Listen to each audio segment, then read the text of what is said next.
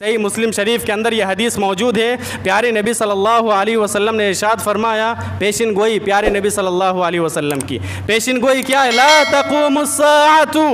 प्यारे नबी सल्लल्लाहु अलैहि वसल्लम ने इरशाद फरमाया, क़यामत नहीं आएगी, क़यामत कायम नहीं होगी, हत्ता तल्हक़ा मिन उम्मती क़बाइलु बिल मुशरिकीना व यअबुदु अल औसान। प्यारे नबी सल्लल्लाहु अलैहि वसल्लम ने इरशाद फरमाया, क़यामत नहीं आएगी यहाँ तक कि मेरी उम्मत के कुछ लोग मुशरिकों से जाकर मिल जाएंगे। फिर प्यारे नबी ने एक और पेशिन गोई की, एक और बात बताई, व यअबुदु अल औसान। उसके बाद मूर्ति पूजा भी करना शुरू कर देंगे। उस वक्त याद रखना क़यामत ऐसा होगा, और आज हम और आप अपनी आंखों से देख रहे हैं। तो फिर क्या करना पड़ेगा? आपके अंदर अगर हिम्मत है, लिखने की सकत है, ताकत है, तो फिर आप लिख कर एहतजाज करें, लोगों को समझाने की कोशिश करें। अगर आपको अल्लाह रब्बुल आलमीन ने ज़बान दिया है तो फिर ज़बान से बोलिए, यही तो ईमान है।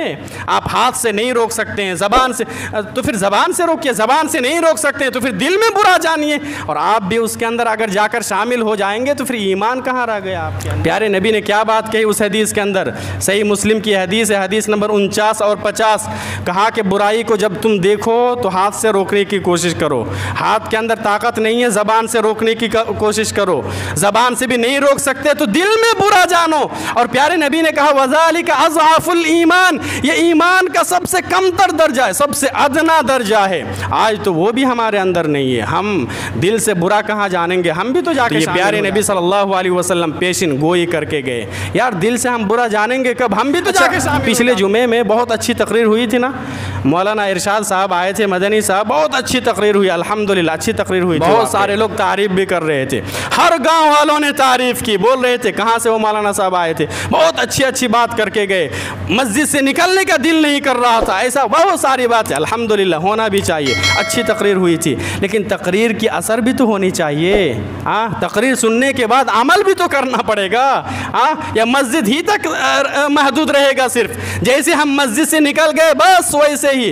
अच्छा, जुमे के दौरान आपने यह हदीस भी सुनी थी, तिरमिज़ी के हवाले से शेख साहब बयान किए थे कि एक ज़माना ऐसा भी आने वाला है, सयकूनु फ़ी आखिरिज़ ज़मान ख़स्फ़ुन व क़ज़फ़ुन व मस्ख़ुन। यह हदीस भी तो सुना कर गए।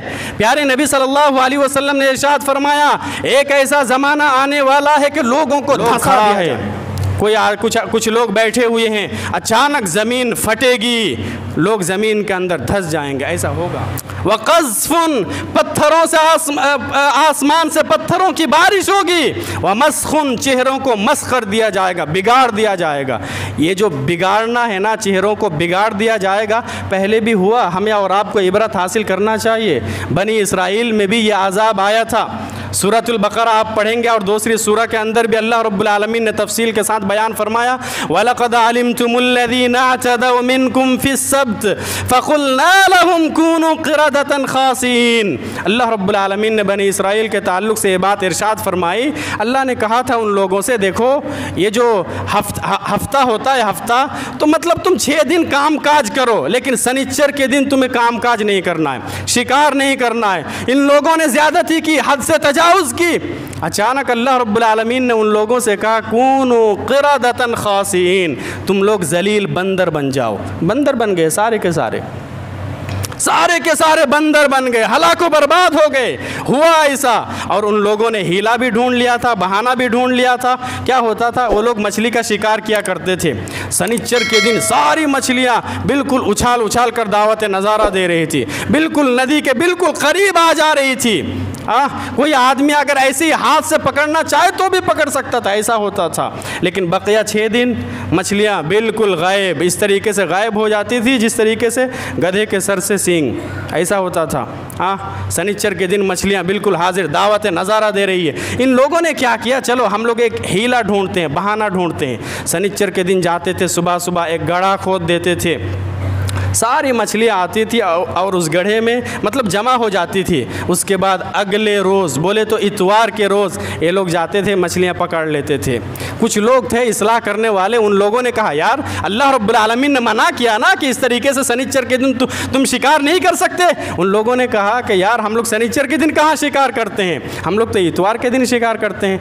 अल्लाह रब्बुल आलमीन ने कहा कूनू क़िरदतन ख़ासीन, तुम लोग जलील बंदर बन जाओ, बनाया गया। और इस उम्मत में भी होगा। प्यारे नबी पेशिन गोई करके गए ना, पेशिन गोई करके गए, होगा ऐसा। रात में बंदा सोएगा, इंसान सोएगा, चेहरा देख के सोएगा, कंघी करके सोएगा, सुबह उठेगा तो खिंजीर का सुअर हो जाएगा, खिंजीर का चेहरा हो जाएगा, बंदर का चेहरा हो जाएगा। ऐसा होगा, इस उम्मत में ऐसा होगा। प्यारे नबी सल्लल्लाहु अलैहि वसल्लम पेशिन गोई करके गए, ऐसा होगा।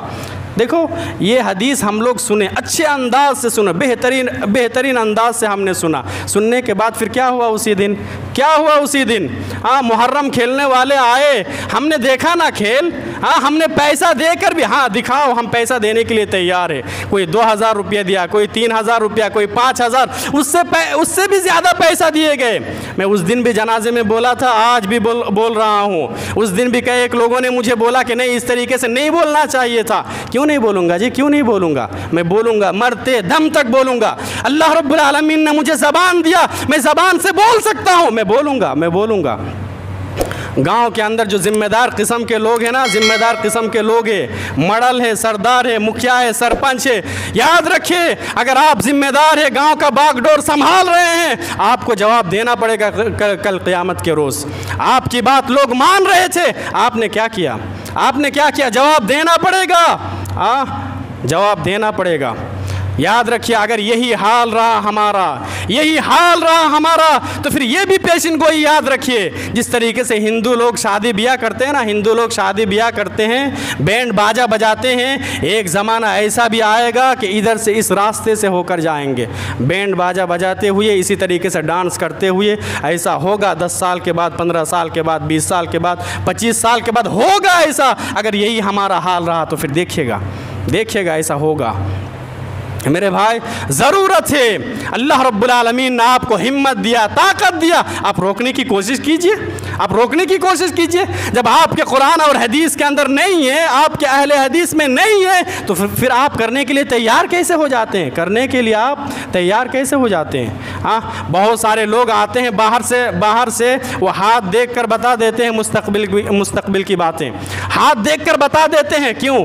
हमारे चारों टोला के अंदर, क़िबाला के अंदर नहीं है बहुत सारे ऐसे लोग जो हाथ दिखाते हैं। औरतें भी दिखाती हैं, लड़कियां भी दिखाती हैं, लड़के भी दिखाते हैं, नौजवान भी दिखाते हैं, उम्र दराज लोग भी दिखाते हैं। अभी तो हुआ था कुछ दिनों पहले, पश्चिम टोला, 3 गोरिया और कहाँ आए थे लोग, शौक से दिखाए। क्या है ये?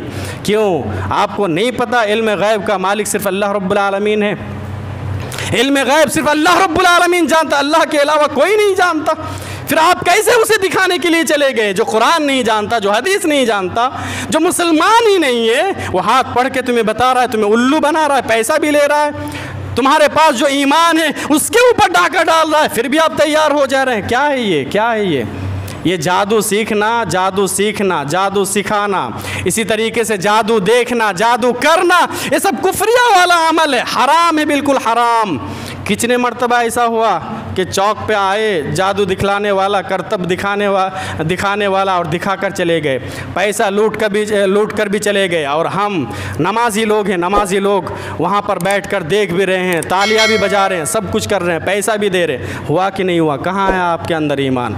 कहाँ है आपके अंदर ईमान? पिछले साल हुआ था, मैं एक दफ़ा मना करने के लिए भी गया, उसके बाद कई एक लोग मुझे मना कर दे, नहीं तुम लोग ये सब चीज़ों में दिलचस्पी ना लो, जाओ तुम लोग चले जाओ, उल्टा मामला हो जाएगा। या क्या है मेरे भाई, क्या है हमारे अंदर? फिर ईमान कहाँ है? हम तो सुनते हैं मेरे भाई, सुनने के बाद फिर अमल भी करना पड़ेगा।